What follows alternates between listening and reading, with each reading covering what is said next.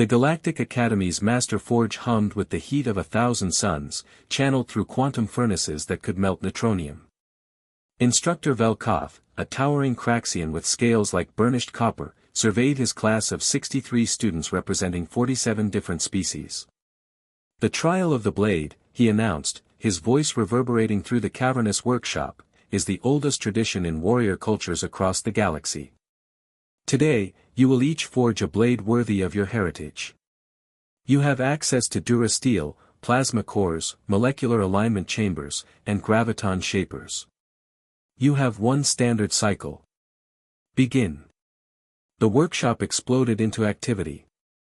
The Thorian students immediately claimed the plasma forges, their 6 arms moving in synchronized precision as they began crafting elegant curved sabers. The Zenthri twins worked together on a double-edged greatsword, using their natural telepathy to coordinate hammer strikes that rang like thunder. Even the timid Plix, barely a meter tall, activated a graviton shaper to compress crystalline alloys into a needle-thin rapier.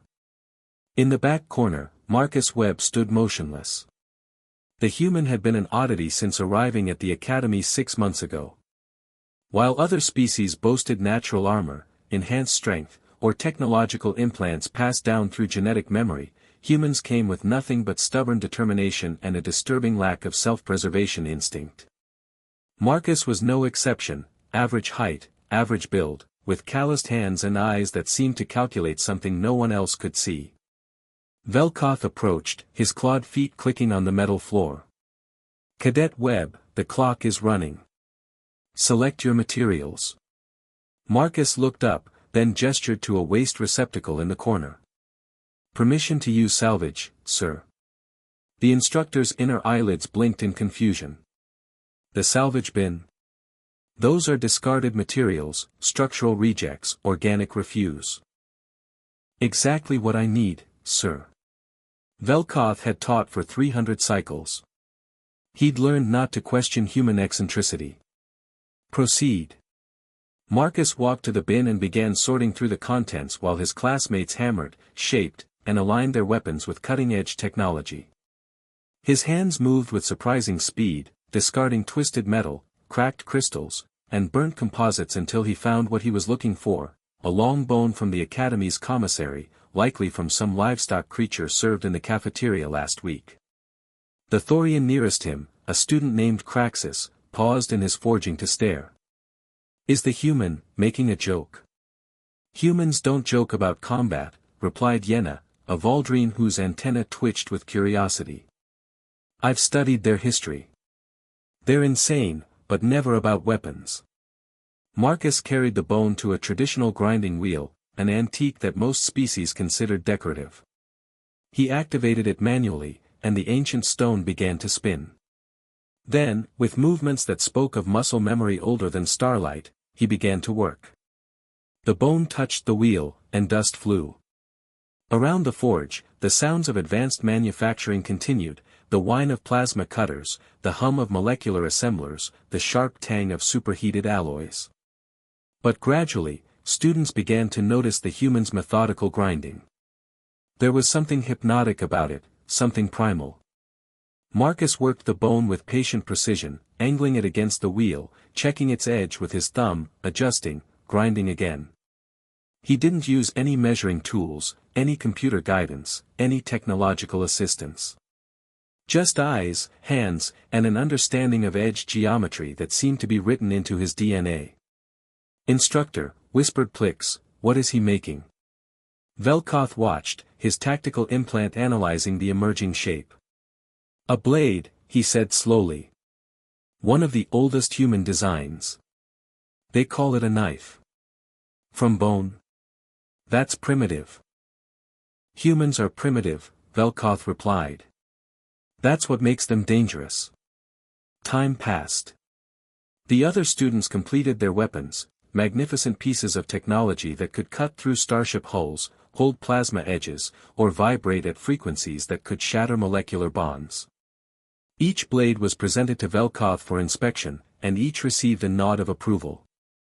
Finally, Marcus stepped forward. In his hand was a blade roughly 20 centimeters long, carved from a single piece of bone. It wasn't beautiful by galactic standards, no glowing edges, no humming power cores, no smart metal adjustments. Just a simple, elegant curve that caught the light like a predator's tooth. Cadet Webb, Velkoth said carefully, explain your choice. Marcus held up the blade. 60,000 years ago, my ancestors killed their first prey with sharpened stones. 40,000 years ago, they carved bones into weapons. They hunted megafauna with nothing but these primitive tools and the ability to run their prey to exhaustion. When we developed metallurgy, we didn't forget those lessons, we built on them. Every sword, every knife, every blade in human history carries the memory of that first sharpened stone. He stepped to a testing station where a dura-steel plate waited. Your technology is impressive, sir. But it requires power sources, maintenance, rare materials. It can fail. Marcus drew the bone blade across the dura-steel. It shouldn't have worked, organic material against military-grade alloy. But the edge was perfect, the angle precise, and behind it was the pressure of a species that had clawed its way to the stars through pure, bloody-minded persistence. The blade bit. Not deep, but enough. A thin line appeared on the dura-steel's surface. The classroom went silent. This, Marcus continued, will never run out of power. It requires no maintenance beyond sharpening. I can make another from materials available on 90% of habitable worlds. And most importantly, he met Velkotha's eyes, it carries 10,000 generations of humans who survived because they could turn anything into a weapon. That's not primitive, sir. That's evolution. Velkoth took the blade, feeling its weight, testing its balance. It was crude by technological standards, but there was something undeniable about it, a presence that the plasma swords and molecular razors lacked. This blade spoke of hunger, of necessity, of a species that refused to die. In 300 cycles of teaching, the instructor said finally, I've never given perfect marks on the trial of the blade. He handed the bone knife back to Marcus. Until today. Your understanding of what makes a weapon dangerous isn't the technology, it's the warrior behind it. Dismissed. As the class filed out, Craxus approached Marcus. That was, impressive, human. But in a real fight, my plasma sword would cut through your bone knife in seconds. Marcus smiled, that particularly unsettling human expression that showed teeth. Maybe.